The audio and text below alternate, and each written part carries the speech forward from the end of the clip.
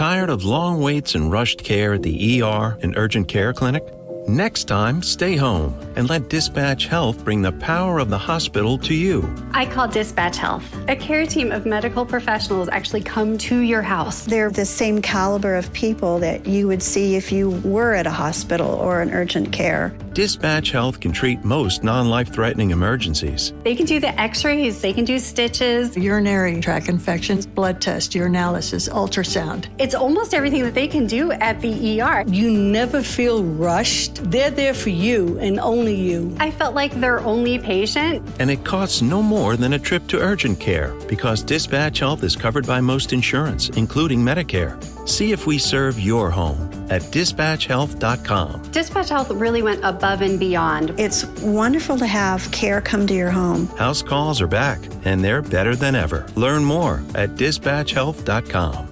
This holiday, whether you're making a Kroger Simple Truth turkey for 40 or a Murray's Baked Brie for 2, Kroger has fast, fresh delivery and free pickup, so you can make holiday meals that bring you all together to create memories that last. Kroger, fresh for everyone. Free pickup on orders of $35 or more. Restrictions may apply. Get more ways to save at the Buy 5 or More Save $1 each sale. Just buy 5 or more participating items and save $1 each with card. Kroger, fresh for everyone. You are now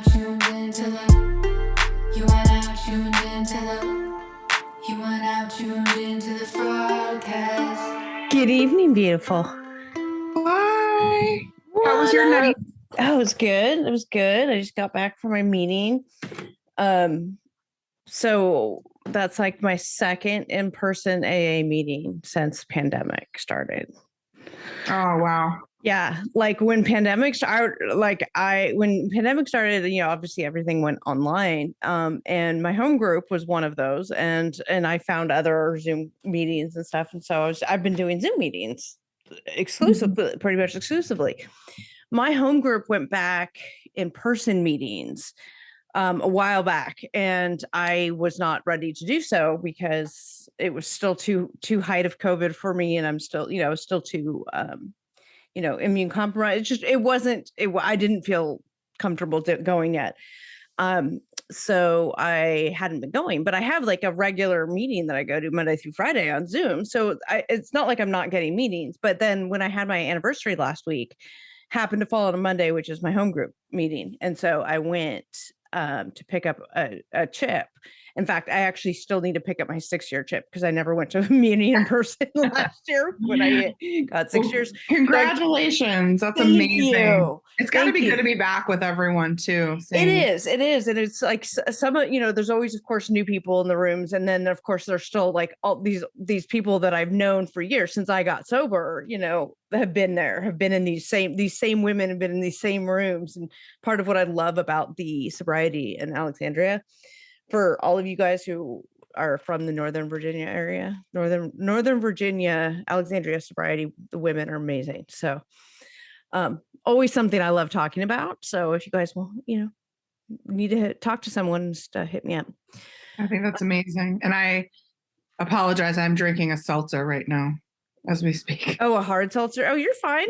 Girl, you don't need to apologize to me because you're a normal drinker. No, I know. I was just like, Mama needs a seltzer tonight. It's been rough.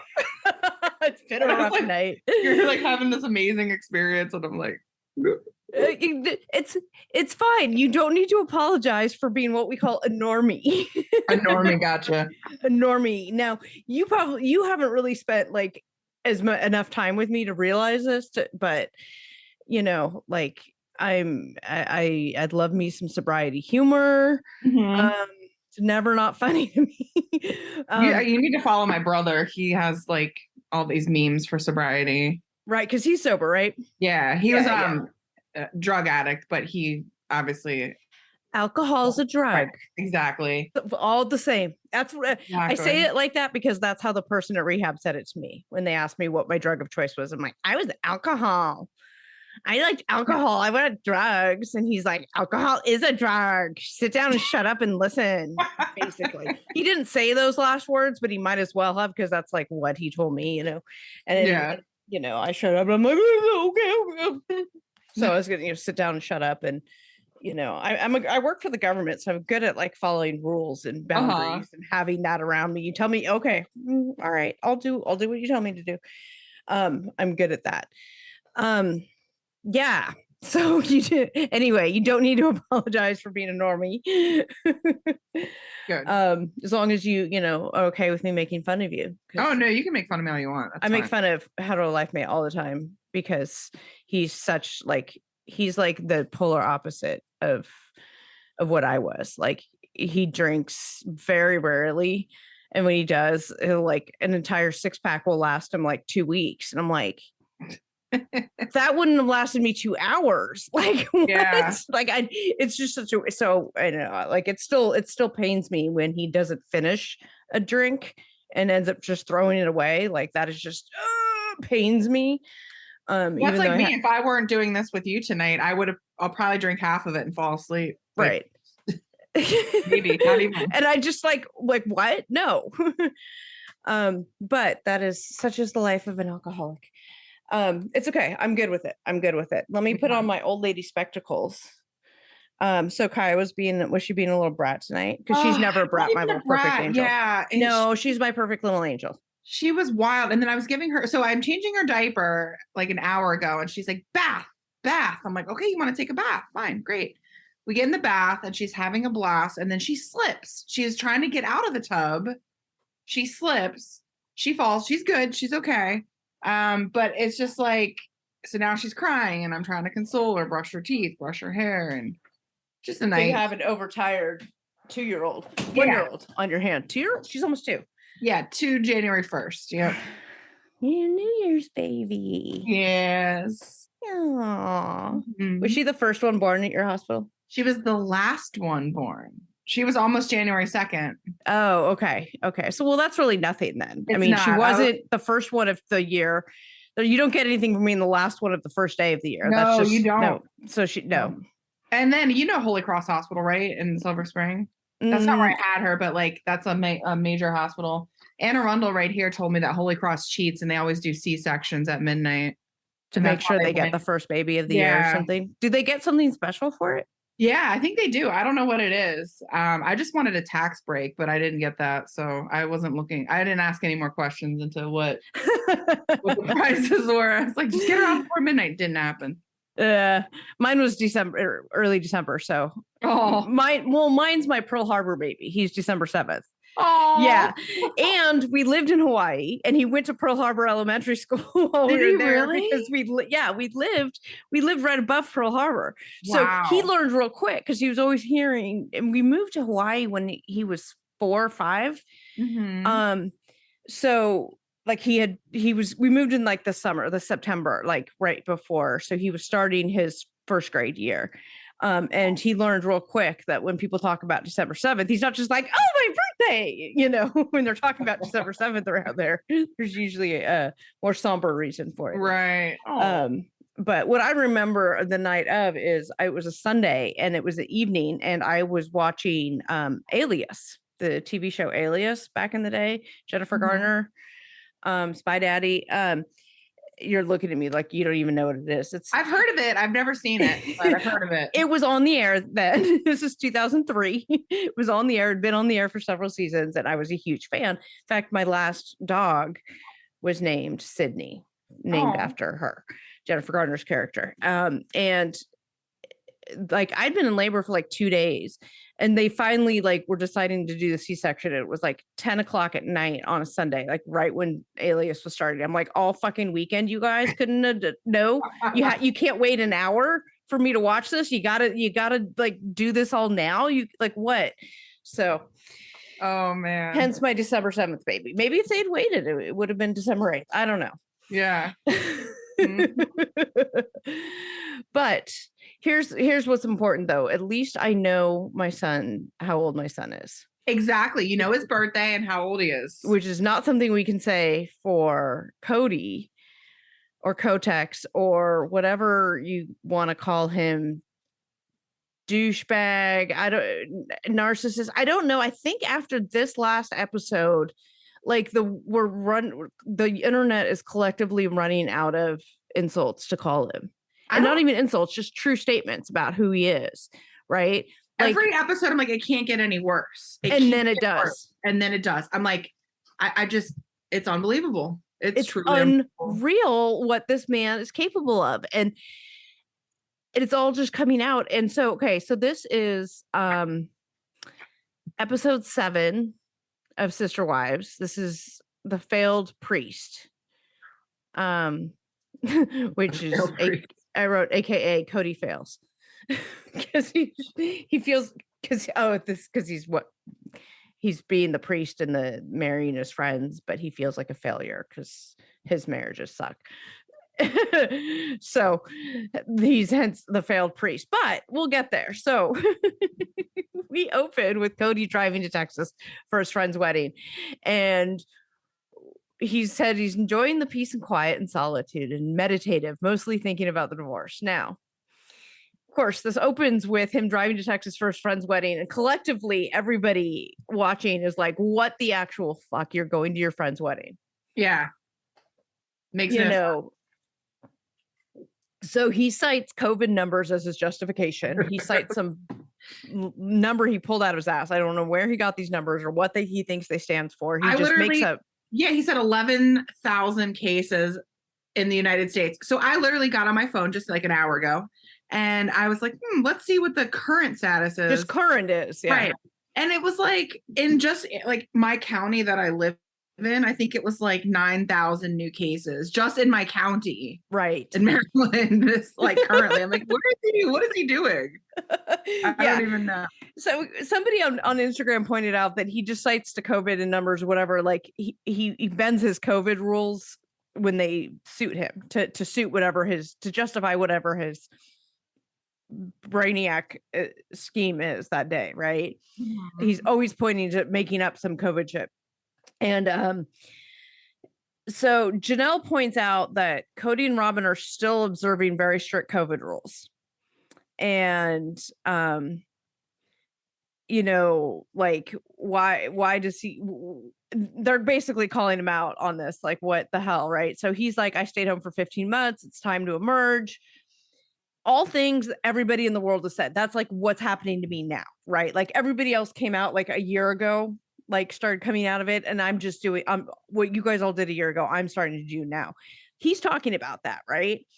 Yeah. But like, and we get it, but you can't cite one set of rules for one time you want, one set of rules for something else. He's like, It's family. It's time to merge the family. Then he says the family wasn't getting together then, and we aren't now, but not because of COVID. So family just doesn't want to. So why should I stay home? Yeah, he keeps changing his story too. Like, as far as the reasons why. And then, at first he said he didn't want to go to the surgery because of COVID, but then it was turned into, well, I couldn't be there for 6 weeks, or I couldn't. No one said you had to be there for 6 weeks. Yeah, I'm like, that doesn't make any sense. Nobody would have expected that. God, I'm like, what is happening? I felt like I need to rewind it, but it didn't happen. So I can't tell you how many times I had to pause and rewind these first section, especially this first section, to make sure I was getting everything that was being said, because it was just like so off the wall. Kody learned a new word this week, and that word is gaslighting. Now everybody's gaslighting him.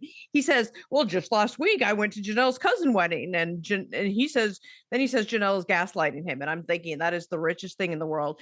And he uses it over and over and over and over, and it becomes the meme from the movie.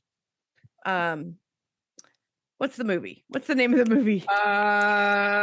Princess Bride, where he says, you keep using that word. I do not think it means what you think it means.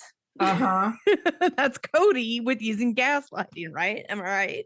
Yeah, he's the definition of a gaslighter. I feel like a lot of those people are. I think that they like just place blame on everyone else, and so he's now on a mission. He probably has read the internet comments, and I've been following. Now I've been like looking at Sister Wives, like I don't know, different all the social media. Yeah, and I see like that random like people. The subreddit is gold.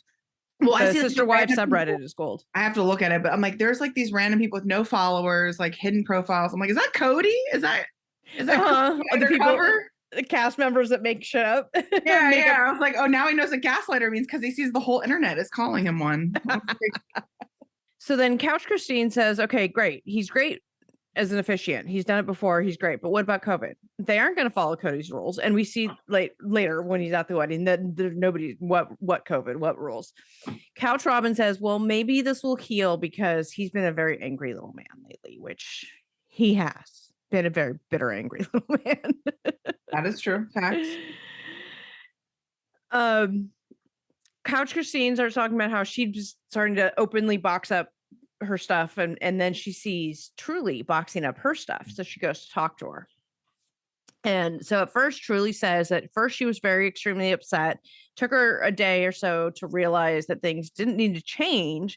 The only thing that was really going to change was Kody and Christine not being together, which is sad to me, because if that's the only thing she sees changing, it just tells you how much of everything that Christine's saying about the relationship and Kody and the other kids and the other family and stuff just not being around and not seeing her and stuff, that's nothing else is really going to change for them, except for mom and dad won't be together. But it's not like dad's around now, and us moving is going to change that. And she seems so mature for her age in the way she was speaking about the whole situation. I mean, for 11 years old. Yeah, it seemed a little rehearsed to me, but then later they show her talking and it seems a little more natural. But yes, again, the same. She seems to have a really good grasp of like self-awareness, of the awareness around her, things that are happening. She said that she reached out to Aspen and grandma about the divorce and that was helpful and reassuring. But to learn that everybody else knew before her was kind of a betrayal. Somebody's always going to be last. I don't know how you make that decision when you have that many kids.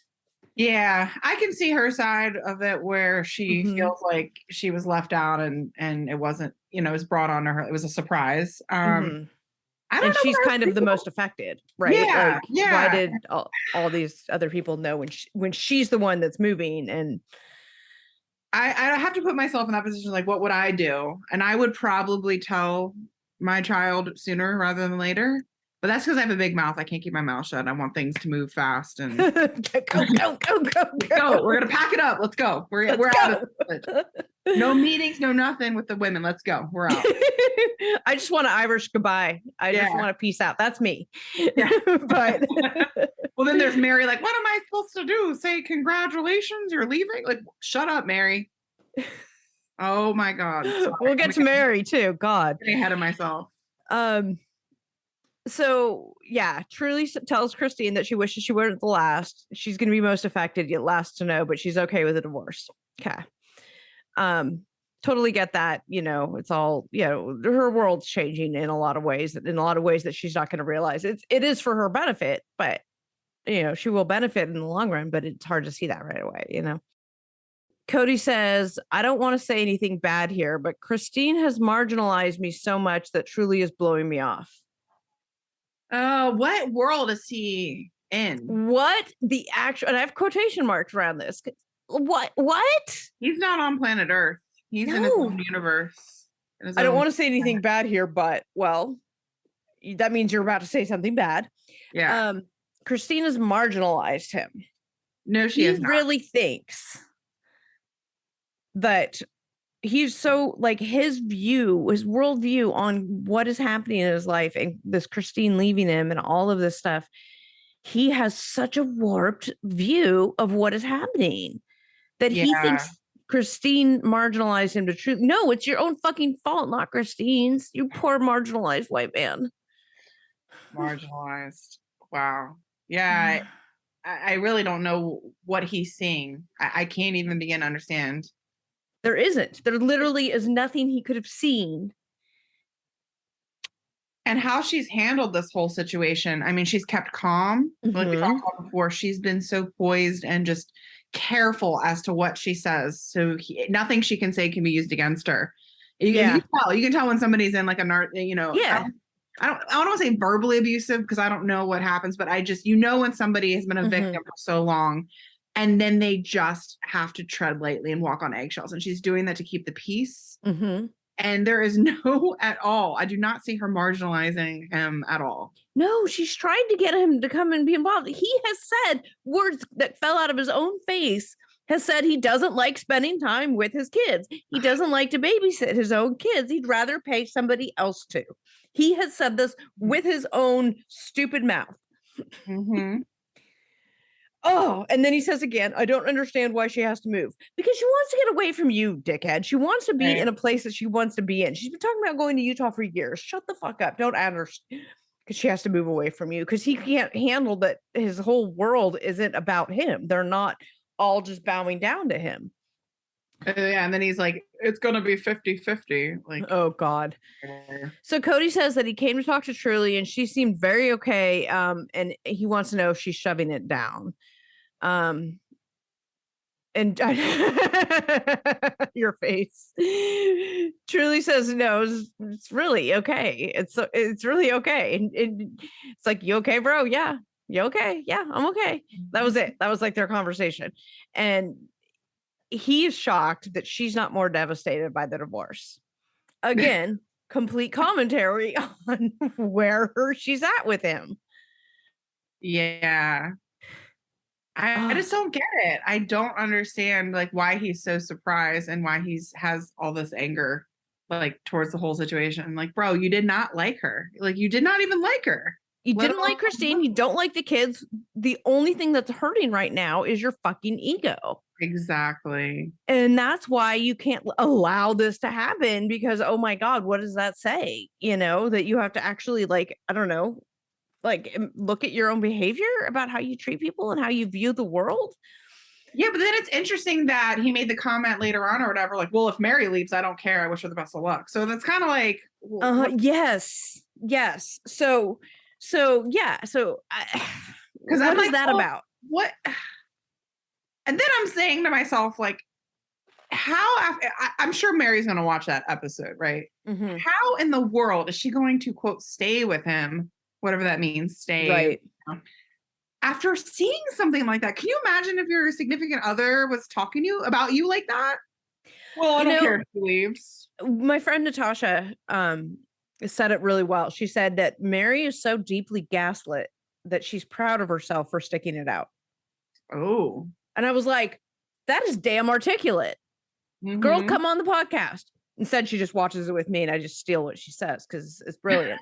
These are my girlfriends that I watch. I'm still waiting for the bingo invite. I keep seeing you. We're going to start bingo again next week. Okay. I was like, so we have to make new cards because this season is so completely different. The last cards that we've been using for years are all the same things because they run the same plot lines, just in a different season or whatever, you know. But this season was so completely different that we have to completely change. So Melissa's making new ones this week. I'll get you one. But yeah, Mary's so deeply gaslit by the situation that she's proud of herself for sticking out. And I think that's so on point because like last week or whatever, she was talking about, I started this family. It was my vision and I'm going to stick it out to the end. Like she's going to show him. Right. I have a funny note here. The next, Kody struggles with crafting a wedding. So he's like struggling with what he's going to say in officiating this wedding because he's a sad, failed, miserable side man. Oh God! So his friends are not polygamous, right? They're completely separate. Didn't appear to be, but I mean, how else would they? I mean, maybe it was work because he said that. Remember, his friend was like, "Oh, you have multiple wives." Well, Oh yeah, they did. I kind of tuned that out. I think I was taking notes, furiously writing how sad and failed and miserable Kody was. Janelle talking about Kody officiating Maddie and Caleb's wedding and that he was good at it and seemed to really enjoy it. It's great. Christine points out that 3 of his 4 marriages are failing or have failed, but okay, you go, boy. Kody is so happy and excited doing this wedding, and it's so gross that he reserves that for others, but not his own family. And, you know, somebody commented on your Instagram because I read it and they had some good comments today. Yeah, they did. Somebody said, hey, this is, you know, this wedding is about him. It's not about anybody else. And he's getting all the attention. And that's why he is enjoying it so much. You know, Isabel's surgery wasn't about him. Nothing else is about him, but all the attention is on him and obviously the couple getting married. But he made it about him. You know, he did everything in his power to make it about him. And he's like, so then they show him, the friend is talking. Tired of long waits and rushed care at the ER and urgent care clinic?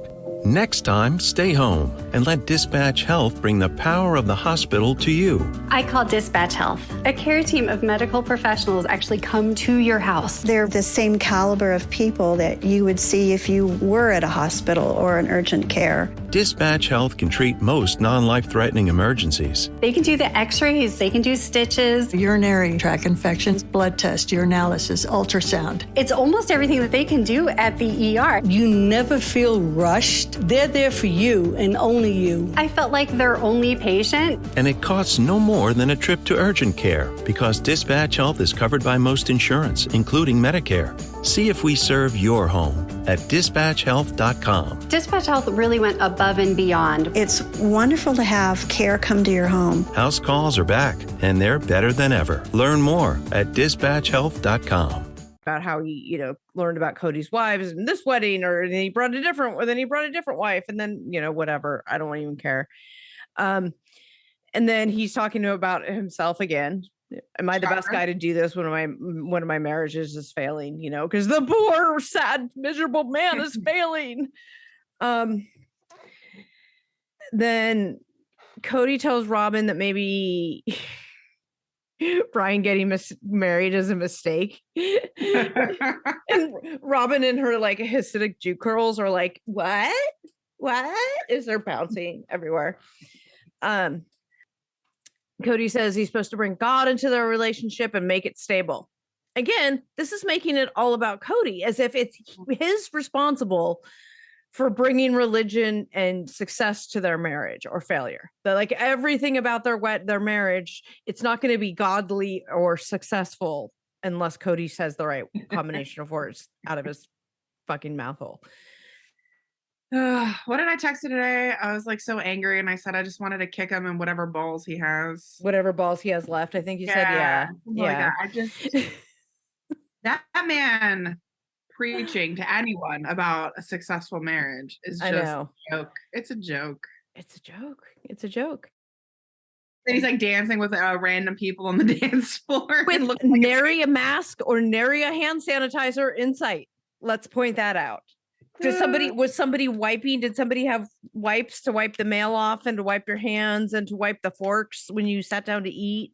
Anybody know? Right. No, guarantee you he danced with that one woman longer than he has ever touched Mary in the last 10 years. That one woman longer. Wow. He looked like he was having more fun than with the other wives, with the random people. And that's what I'm saying. He was having such a good time and so excited to be in this environment. And it's so gross that he reserves that for these people and not his family. Yeah. When was the last time you saw him like that around his family? Probably at one of the last kid's weddings. Yeah. Because he probably got to officiate it and make it about him. Of course. I made a comment here too that they spent way too much of this episode on this point about him being the officiant at someone's wedding while his marriage is failing. And it's really just not that interesting. There isn't that many layers to it. Move the fuck on. You made your point. I get it, but it was just over. His favorite thing about this wife, the woman, is that she wanted her husband's name. That was what he said, is that was his favorite thing about her. Yeah, that's ridiculous. And so him getting to announce Mr. and Mrs. da, da, da, da, which, whatever, if you do, you don't, that's your own thing. I don't care. Yeah, very interesting. Says a lot. Yeah, that's what it is. So, and then Couch Kody espouses on not asking your spouses to change, which I couldn't tell if, I know he didn't mean it ironically, but was there some trolling? I know that the producers and the camera guys like to do some interesting trolling, so maybe. And well, yeah, maybe. And because everything is, I don't know, as patriarchy. Well, another what? thing, another thing that they do too is they'll ask you the same question worded differently 20 times to the point where you answer something and you don't even know, you don't remember what the question is or how you answered it. And that's another technique they use. So I will say that it's very interesting. Right. I'm like, and I've said it before to them. I'm like, I know what you're doing. Like, I'm smarter than that. I get it. My answer's not going to change. Are you smarter than a TLC producer? You know, the most of them are really cool. Actually, they're really. I've heard really great things about them. They're awesome. Actually. They're funny, but I know what they're doing. It's like you know. Well, yeah, they have a job to do. Exactly. They have a job to do. Yeah, they work really hard, and they're actually unionized now. I hope so, because I mean, they're trying to they're trying to get a contract right now. I saw there's a Instagram account and I saw it, caught my eye, like Sharp Union or something. It's like the producers that work for Matt Sharp Entertainment or something. So I don't know. I think they're at the bargaining table. Interesting. Anyway, he talks more about how during like the vows are you have to vow to negotiate and compromise and with your wife and all this stuff, which I find incredibly ironic. Where's any compromise or anything with him? There is none. It's his way or no way. I don't understand where he can even talk about that. Sorry, I'm trying to get I'm trying to get my contact out of my eyeball. And it's like dry, so it's like stuck. I don't have a mirror. Let me look at myself. Oh, I can't see it. It's hard on Zoom. I have no idea. Where I have a contact loose in my eyeball. Who knows where it is? It's not where it's supposed to be. Okay. I guess you can read your notes with one eye, right? Yeah. Well, that's what they're in the reading glasses.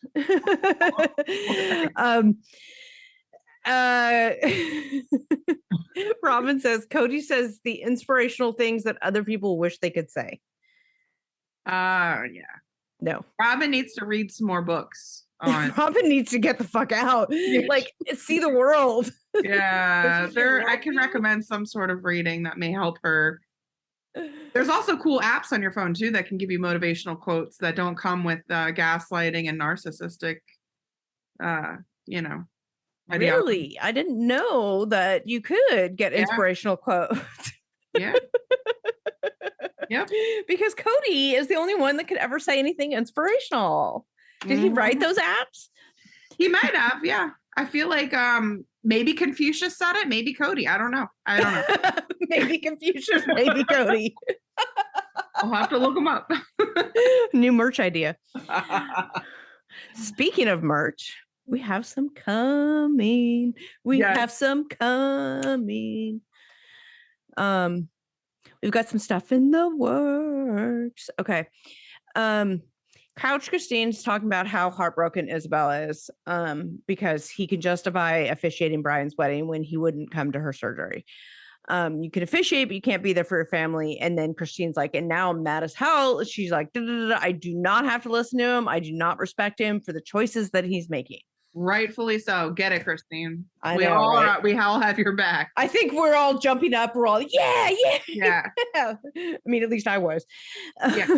Like I said, the only people supporting Kody in that decision are the weird random trolls with no followers who I'm pretty sure are Kody. Yeah, pretty sure. Kody's response was that the surgery was the time he would have had to be away for 5 to 6 weeks and 4 days for the wedding. And that's it. And nobody buys this shit, right? Like nobody online that I'm seeing on all the online chatter on the Instagram page and everything. Like, no, like you didn't have to go for 6 or 7 weeks. You could have gone for 2 days and been there for the actual surgery part and then left. Like, it's just an excuse, and it's a terrible one. It's really awful. And my heart breaks for her. It's Isabel. It's just awful for her to see that and to know that that's what's happening. And then when she watches him dancing and having a good old time, like you said, no COVID protocols or precautions in place, it will be devastating. It is, I'm sure. And then he says, he says that he thinks Christine protests too much, trying to excuse herself by making him the villain. Honey, we don't have to make you the villain. You do that just fine on your own. You don't need any help. Nope. Then he said the lack of love was for a reason. So here he is admitting that there's no love between them. Right. Yeah, he says so devastated. She needs to hold up a mirror. She's the problem, not me. You know, even if he even were to just say, you know, I did some wrong things. Okay. And I could maybe, get a little bit on his side, sort of. But he has taken no ownership. Zero, nothing. And all he does is contradict himself. All he does is backpedal. All he does is gaslight. All he does, and we get to the later conversation about when he tells Christine that if they don't have a custody agreement, when she moves to Utah, then the state controls the kid. Yeah, I don't understand. That's false. That's bullshit. That's absolutely not a thing whatsoever. That makes absolutely zero sense. Yeah. I was like, what the hell is he talking about? That was another thing I meant to look up just out of curiosity what Utah's laws are. And I'm like, I really don't have time for this. That's not an actual law. That's not an actual law. The state does not. No state wants to have any custody or. He's a perfectly good mother and father. Exactly. Not a perfectly good father, and he may not be on the birth certificate. So legally, I don't know how. Whatever. But then Christine says this point. She's like, I want him to spend time with her. I don't know why he thinks that I don't. I am encouraging it. Right. I'm not trying to take her away from him. He wants to spend time with her. Please get her a room at Robin's house. Have her come stay with you. That's great. Mm-hmm. Have her 50-50. You didn't have that when you were here 100% of the time. Yeah. And then he's already thinking 10 steps ahead. Remember in the past when he created that whole scenario about, well, if she has a boyfriend and you and they're going to talk. I'm like, what? Huh? Her imaginary boyfriend. Yeah. Yeah. I don't know. So after the after the break from the wedding, so we get back together we're at the property and they're trying to level the RV again. Kody and Garrison get into it and they're yelling at each other. It's all the frustration. He doesn't even know what he's doing. Then he says Garrison is gaslighting him. I'm like, this is his new favorite word. I do not think that word means what you think it means. When it happens to him, it's gaslighting. But when he does it to other people, it's leadership. Yeah. It's the truth and leadership. Yeah. But when other people are doing it to him, it's gaslighting. Right. They show Mary saying she doesn't have any clue whether or not to do anything on the property, but there's bigger issues. And okay.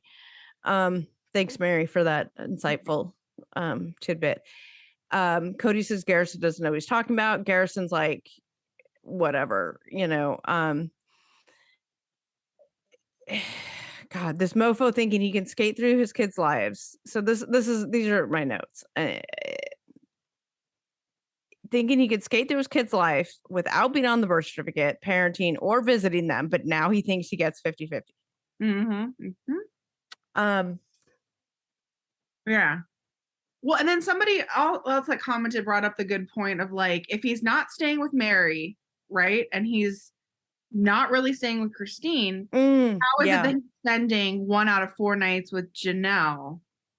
Doesn't Robin get all the leftover nights? Right. How is that timing working out then? Did he spend 3 nights with, does Robin automatically get all of the, so Mary's nights and Christine's nights, who do those go to? Theoretically, Robin should get one and Janelle should get one.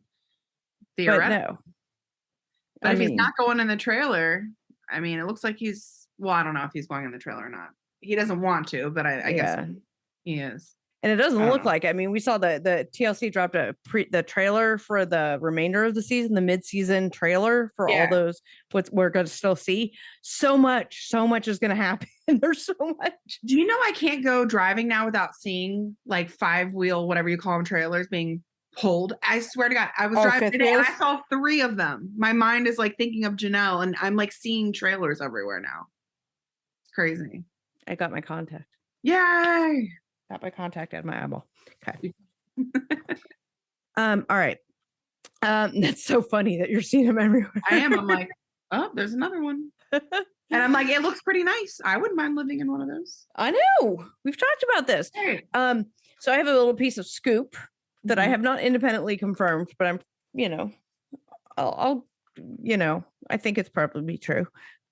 I don't know. It came from a reliable source. Let me just say that when Kody wanted to buy Robin that $1 million house, the one that she's in, well, it's not a million. I don't know what it is, but the big gigantic house that he kept insisting she buy or whatever.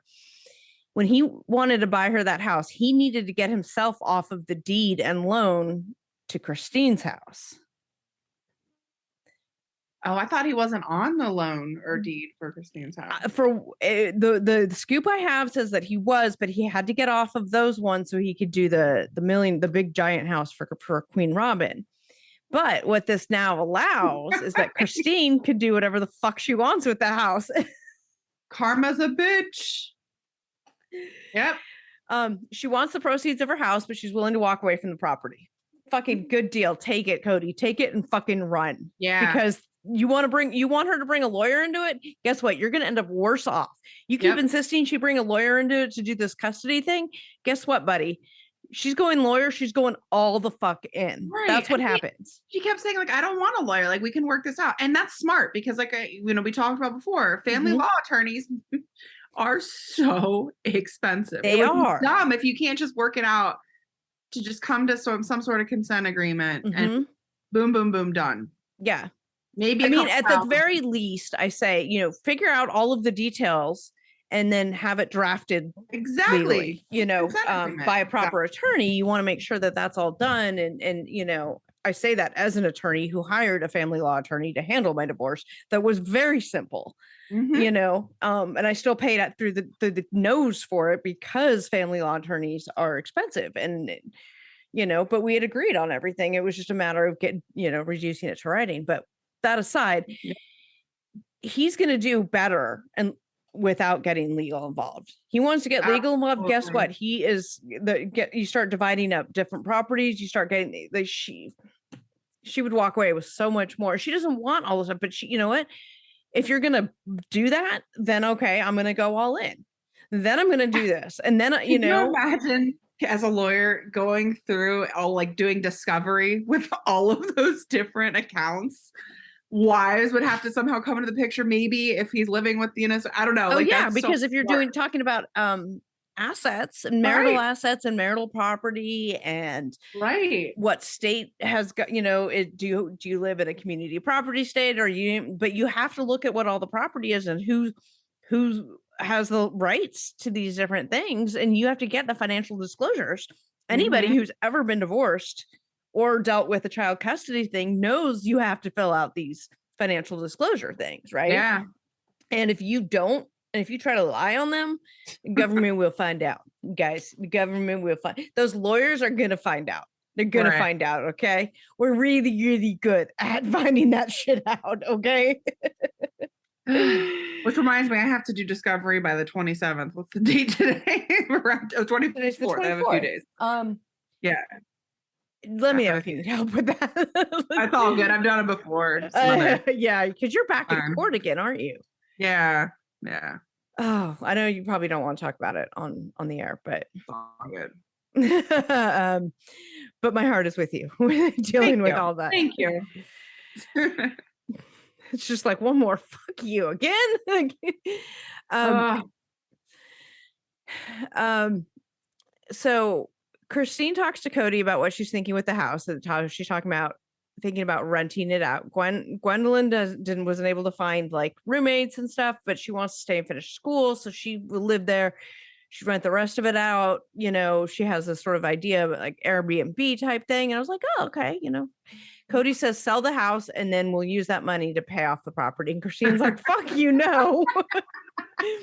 And Cody's like, it's the family's house. Christine's like, fuck no. What family? And then he's like, Robin and I gave her the down payment, so it's my house. Oh, okay. She's like, that dumbass took his name off the deed or whatever. What? It's not his house. Yeah. It's not his house. Robin and I gave her the payment. So wait, are we family? Is it a family thing or you and Robin? Now, it's the family assets when it's convenient for you. when it's not the family, it's just you and Robin or whatever when it's convenient for you. Yeah. And then this is when he drops that bullshit about how she becomes property of the state without a custody arrangement. I'm patently no. That's 100% false, you guys. That is not a fucking thing. Okay. Just like there are 11,000 active COVID cases in the country. It's not at the the time case, you guys. No. Where is he getting his information from? Like, out of honestly. his asshole. I mean, a simple Google search, like even using a not great resource like Wikipedia, it's not accurate, would tell you that these things are not the case. I know. Like it's not right. And then she says, okay, so Christine's like, doesn't he understand that I want him to be around his kids? And she's like, he just doesn't trust me. And Kody says, yes, I just don't trust her. I don't know what else she's going to do to him. Again, it's always about things being done to him, the perennial victim. right. Poor oppressed white man. I'm still trying to figure out what she did to him except for leave and not put up with his bullshit. Yeah, that's what it is. That's the injury. Exactly. Talked about Christine used to be benevolent or she could be benevolent. What was that? And she's like, no. And he was like, I'm not getting Utah involved. Because he has this disdain for Utah law. And right. then, okay, he has his reasons, whatever. I get it. But what? No. I have no idea. So what I hope is that he does get lawyers involved. I mean, he can't afford it. Get the lawyers involved and he'll actually end up with less. So go for it. He can talk out of his ass, but he'll go to one lawyer and they're going to put it out there how much it's going to cost. And he's going to not. I mean, he literally can't afford it, right? They've invested all this money. What have they done with it? I don't know. I don't think he's got the resources to try to. Christy says it's great that if he gets a room for Truly at Robin's, because that would mean he would actually be spending time with her. And one of my girlfriends said, I'm not sure I've ever rooted for a reality TV person as much as we're rooting for Christine. It's like she woke up one day and decided to take no more of his shit sandwich. And it's so true. And you're talking about people like we watch a lot of fucking reality TV. And not one person have we rooted for more than we are rooting for Christine. And maybe Janelle. Sorry. My computer is making noise, I think. Sorry. Telling you. Alerting you to something. I don't know how to work this technology to make it silent. It's okay. Like, I don't know what I'm doing. It's okay. We're at the end of the episode. Sorry, everyone, for my emails. Scenes from next week talk about problems with the RV and his emotional attachment to the house. So that's what we're in for next week. So much. I don't know. Like I just trying to wrap my head around. Like I know this stuff happens and I know it in real life. You're dealing with it. Like almost like there's so much that out of Kody's playbook that you're having to deal with right now. Oh yeah. I know this happens to people all the time.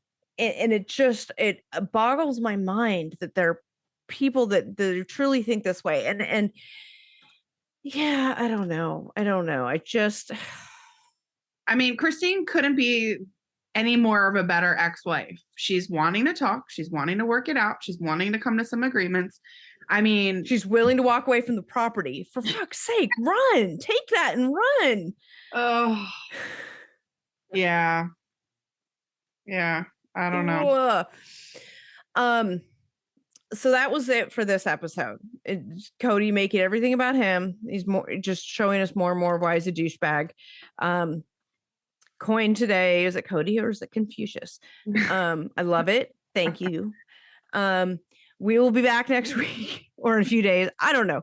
Whenever the next episode's coming out. These are all coming out hot and heavy. We got some big stuff in the works coming up. Stick around, you guys. We've got a lot of great stuff happening. Good stuff coming up. We've got some unsolved mysteries. We've got some just branching out a little bit. We've got some things coming up that I'm very excited about.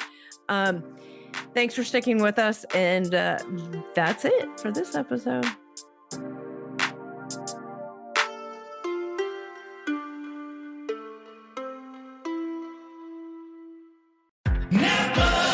The roar of our engines, the pump of our heartbeats, the pedal to our metal, the sparks that ignite us, the pistons that push us, the passions that drive us. From the feelings that move us to the places that pull us on the roads that unite us. With nearly 6,000 stores and over 17,000 auto care centers, Napa has America's largest network of parts and care, here to keep you firing on all cylinders.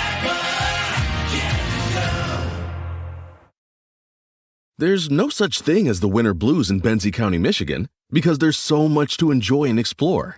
Hit the powdery slopes of Crystal Mountain Ski Resort. Dine in style at world-class restaurants. Shop at fine boutiques for gifts you won't find anywhere else. And if you're feeling extra festive, Benzie offers a winter wonderland sleigh ride so good it would make Santa jealous. Make holiday plans to visit Benzie County so that you can make memories that last a lifetime. There's no better gift.